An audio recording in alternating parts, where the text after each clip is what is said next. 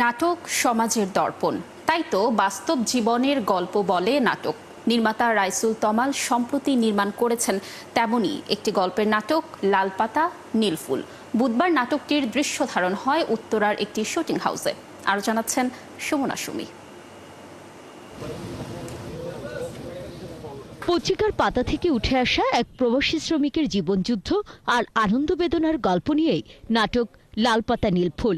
নাটকটি পরিচালনা করেছেন রাইসুল তমাল। প্রবাসীদের নিয়ে আমাদের সাধারণত গল্প হচ্ছে কি হয়, গল্পটা কোনো ভাবনা থেকে আসে, কিন্তু এই গল্পটা হচ্ছে বাস্তব, হচ্ছে গল্প ঘটে যাওয়া গল্প, এবং আমরা গল্পটা হচ্ছে পেয়েছি আপনার পত্রিকা মারফত। নাটকটির গল্প নিয়ে উচ্ছ্বসিত অভিনয় শিল্পীরা। মাদকাসক্ত একজন সুমন, যার চরিত্রটা আমি প্লে করছি, সো এটা এই ধরনের চরিত্র আমি এর আগে কখনো করি না, নিজেকেও এভাবে দেখা হয়নি। সো এটা আমার একটা ফার্স্ট এক্সপিরিয়েন্স হচ্ছে। নাটকে আমি খুব ইন্টারেস্টিং একটা চরিত্রে কাজ করতেছি।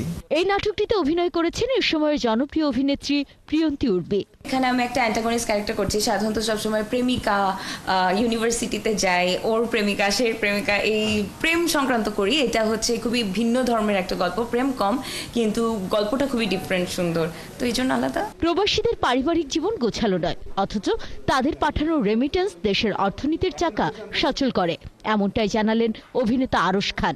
একজন প্রবাসী যখন দিনের পর দিন হাড়ভাঙা পরিশ্রম করে যায়, ফিরে আসার পরে আসলে সবাই তো গোছানো পরিবারটা পায় না, অনেকে অগোছানো পরিবার পায়। তাদের জীবনটা কেমন হয়, এরকম একটা গল্প। নাটকটির কলাকুশলীদের মধ্যে সোশ্যাল মিডিয়ার দৌরাত্ম্যে দেশীয় নাটক খুব সহজেই পৌঁছে যাচ্ছে সারা বিশ্বে ছড়িয়ে থাকা বাঙালিদের মাঝে। সুমনা সুমি, ৭১, ঢাকা।